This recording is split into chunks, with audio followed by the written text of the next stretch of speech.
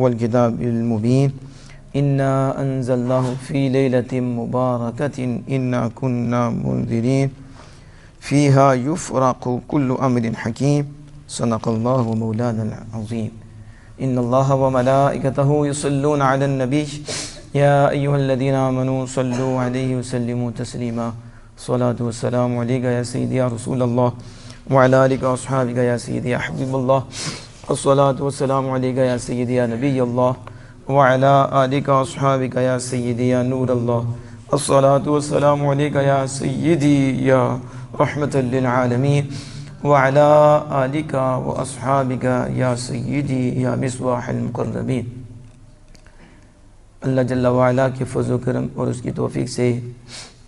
ماہ شعبان المعظم میں جمعۃ المبارک کے دن اس کی حضور حاضری کا شرف حاصل ہو رہا ہے۔ اللہ جل وعلا ایسے شرف ایسی عزتیں ہمیں زندگی کے آخری لمحات تک نصیب فرمائے۔ خالق کائنات مالک کائنات جل جلالہ حق بیان کرنے اور حق والوں کے ساتھ رہنے اور حق والوں کا ساتھ دینے کی ہمیں توفیق عطا فرمائے۔ مسلک حق اہل سنت و جماعت کے پاکیزہ سوچ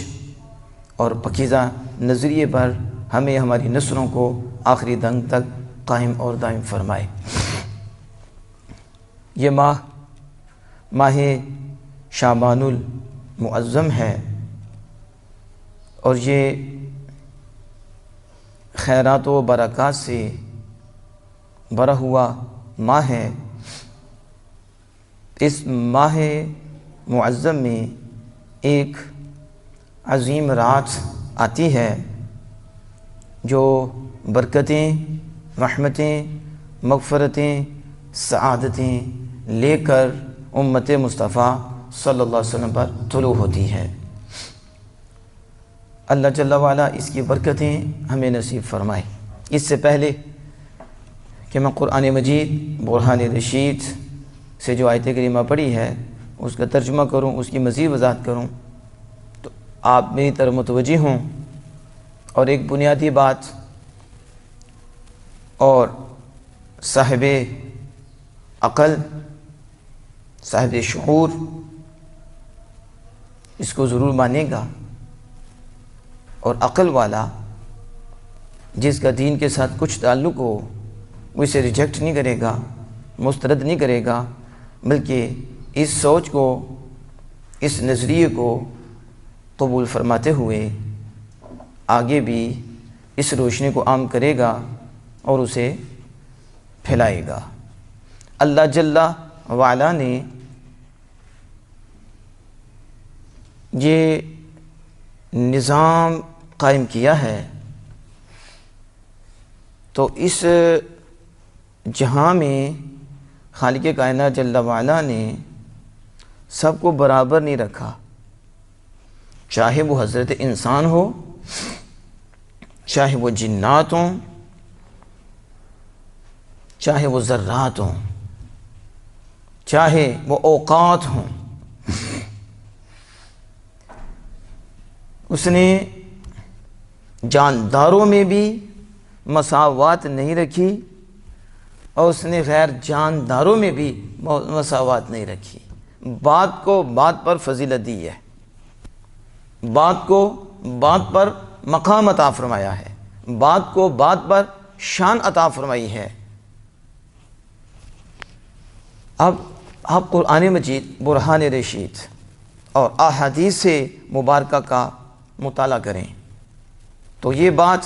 اور یہ سوچ آپ پر روز روشن کی طرح واضح ہو جائے گی کہ یقیناً خالق کائنات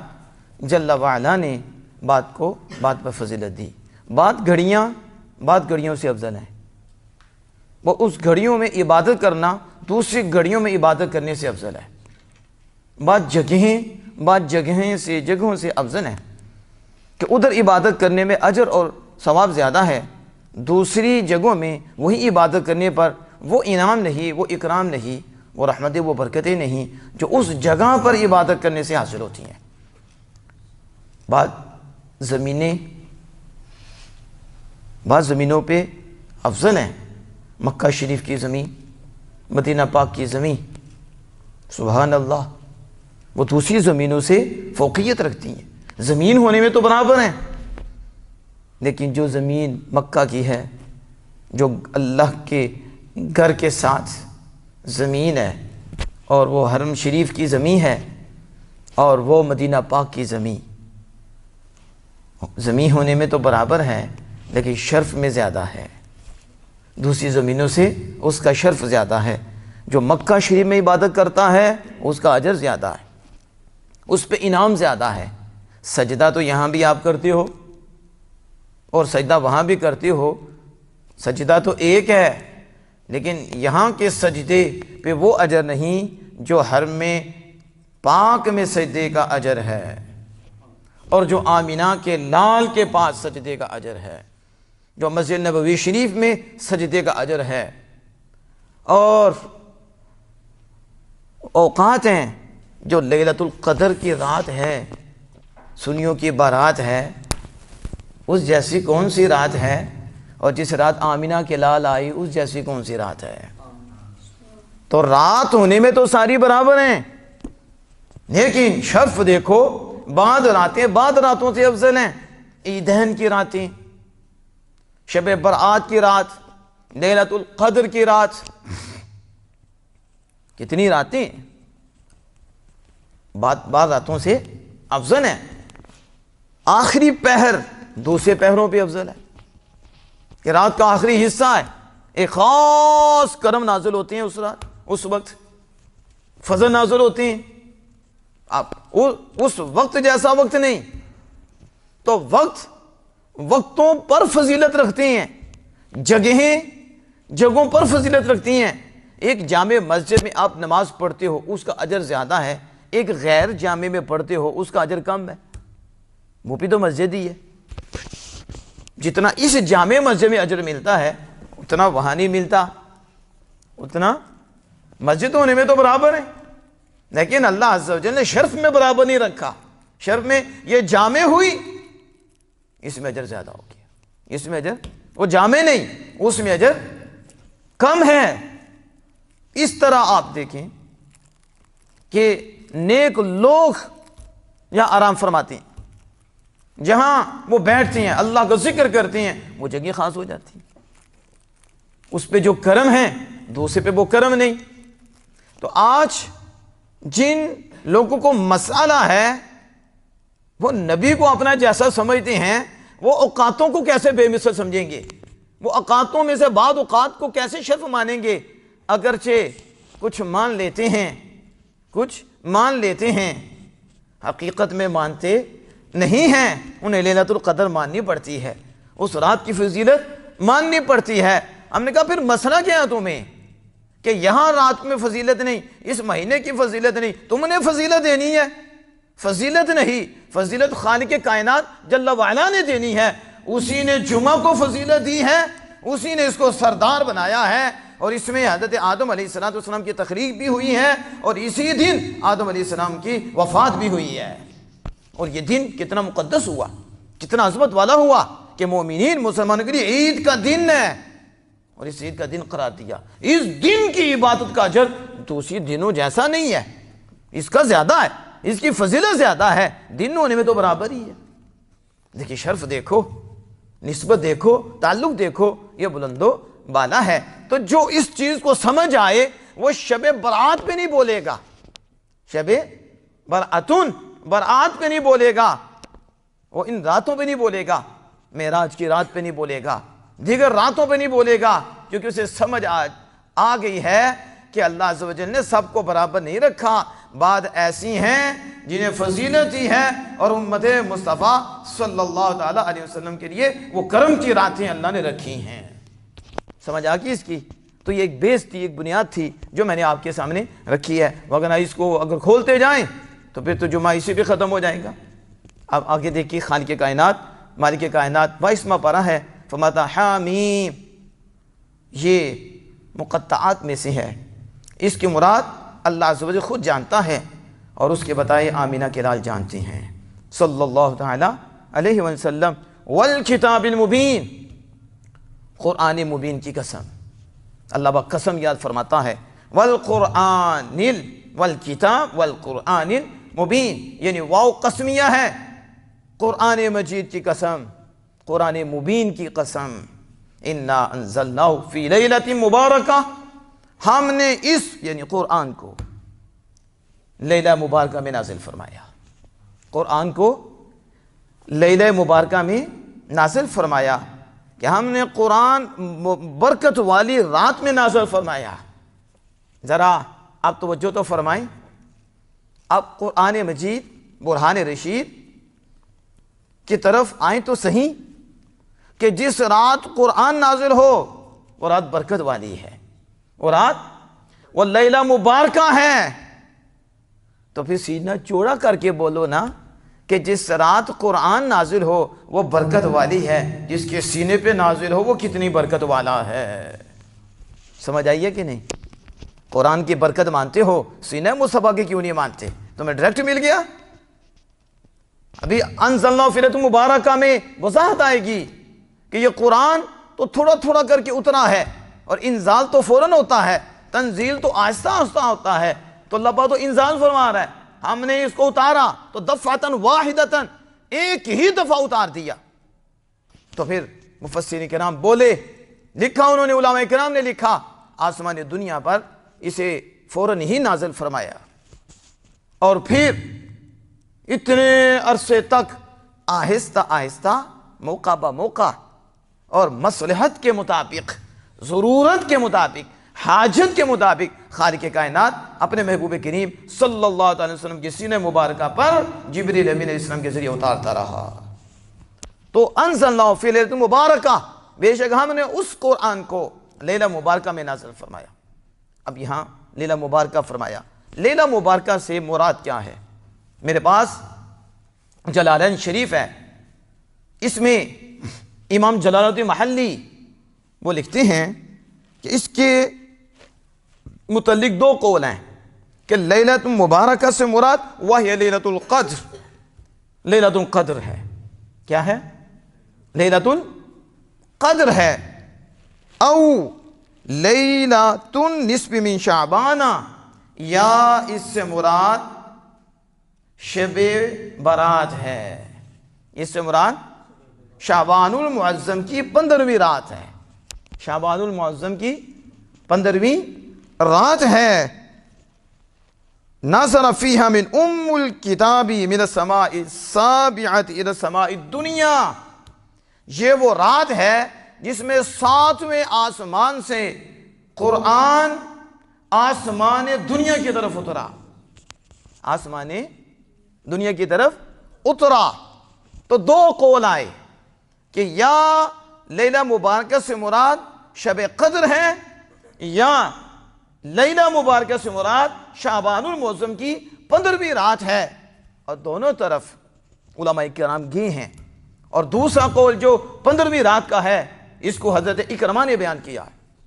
اکرمہ نے کہا، اور اس کو امام جلال الدین محلی بھی لائے، دیگر مفسرین کرام بھی اس کو لائے کہ یہ اس سے مراد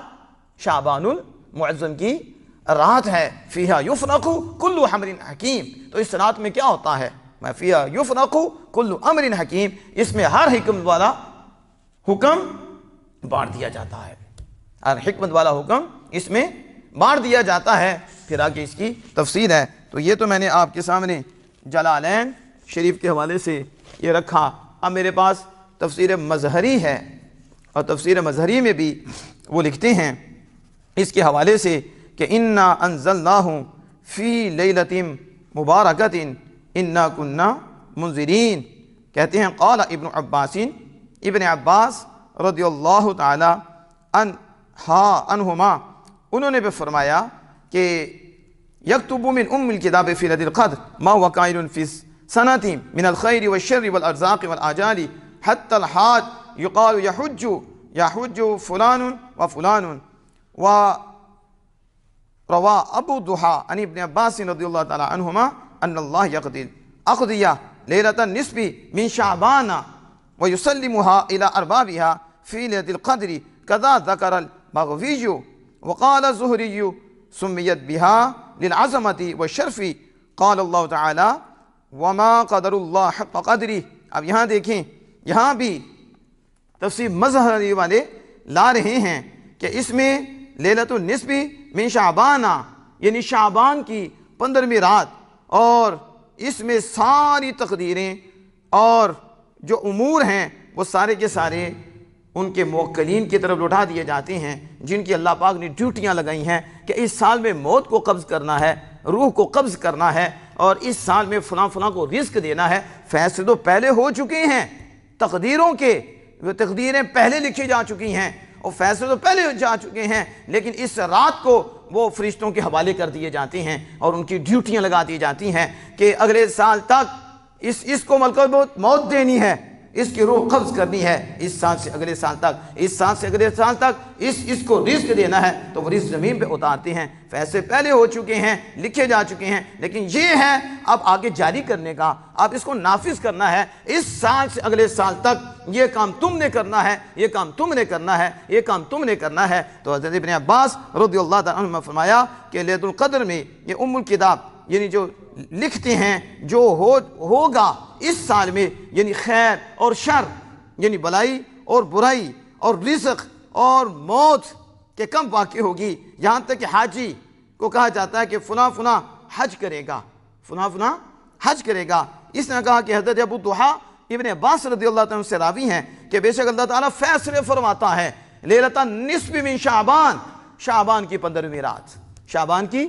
15ویں رات کو اللہ عز و جل فیصلے فرماتا ہے، اور پھر کیا کرتا ہے، امور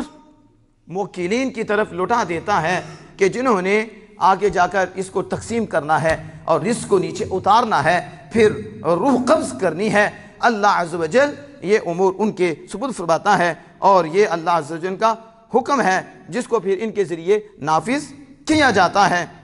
یہ میں نے تفسیر مظہری کے حوالے سے آپ کے سامنے رکھا۔ اب میرے پاس یہ بخاری شریف، اس کے علاوہ نسائی، اور میرے پاس ہے یہ فیض القدیر۔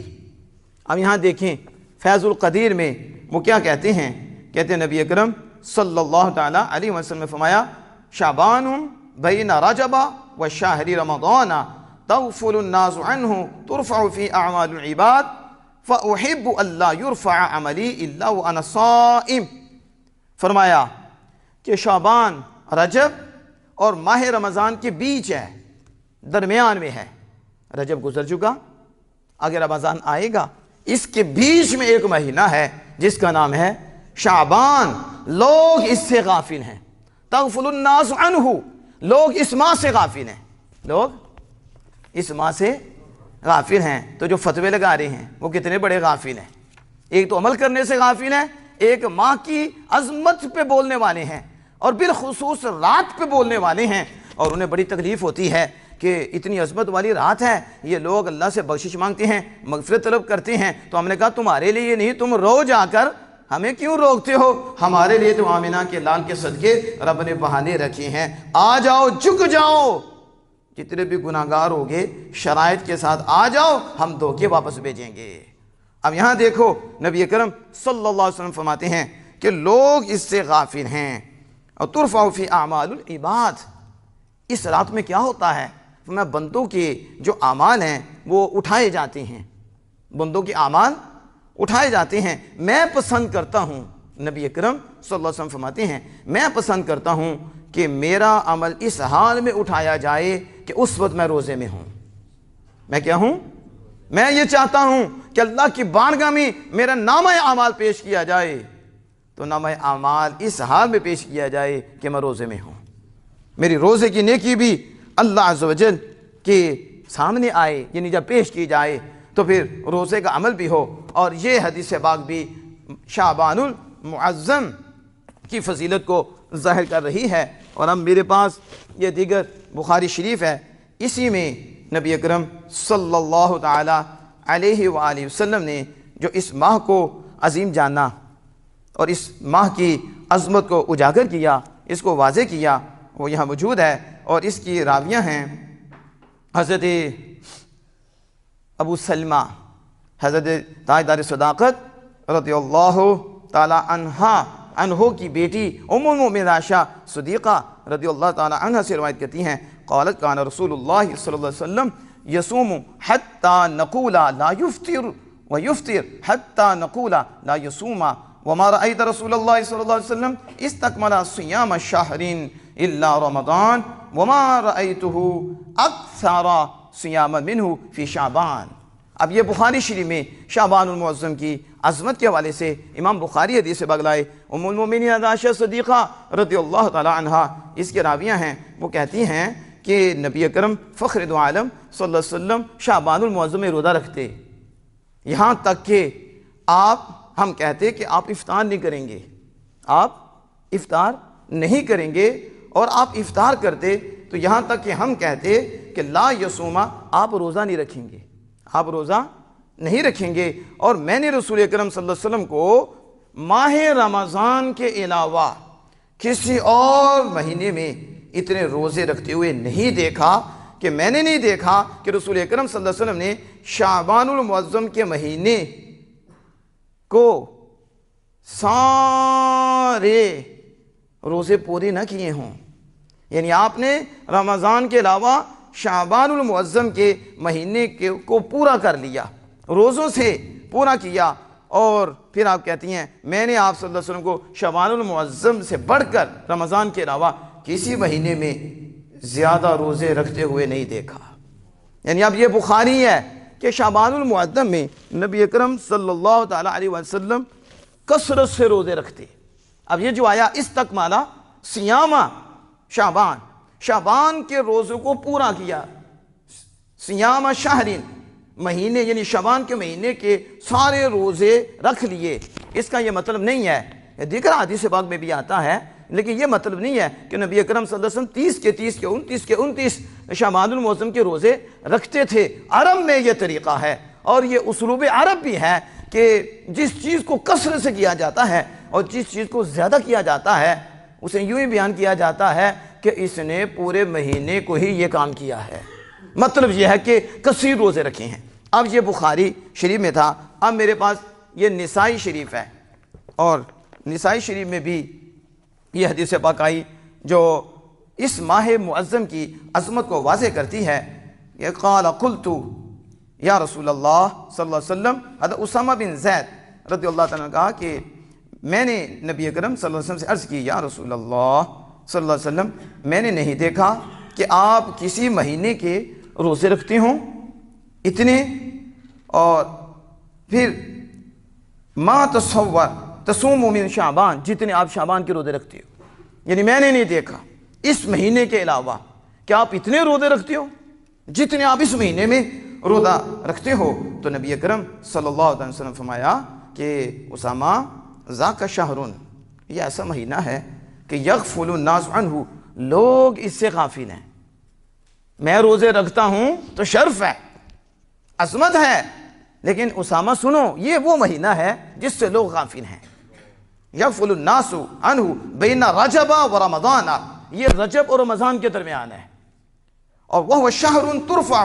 فیہ الاعمال الی رب العالمین، یہ وہ مہینہ ہے جس مہینے میں بندوں کے اعمال خالق کائنات کے ہاں پیش کیے جاتے ہیں،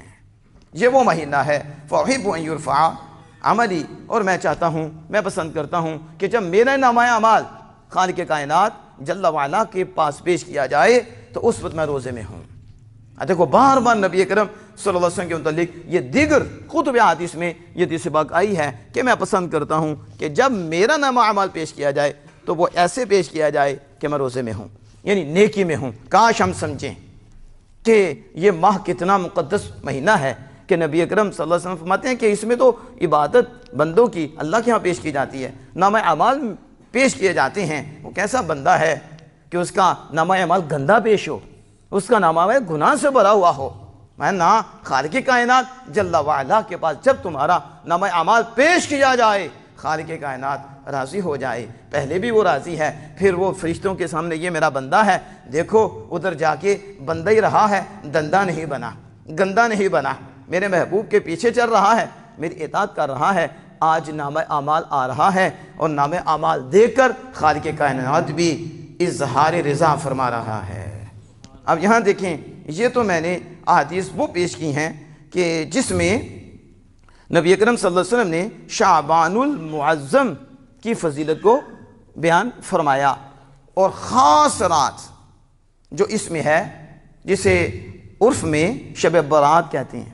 حالانکہ برات لفظ کو ہمارے اردو میں برات بول دیا جاتا ہے۔ کیا بولا جاتا ہے؟ بارات۔ اب علماء کرام نے اس حوالے سے لکھا کہ اس رات کے 4 نام ہیں۔ ایک نام تو قرآن میں لیلہ مبارکہ ہے،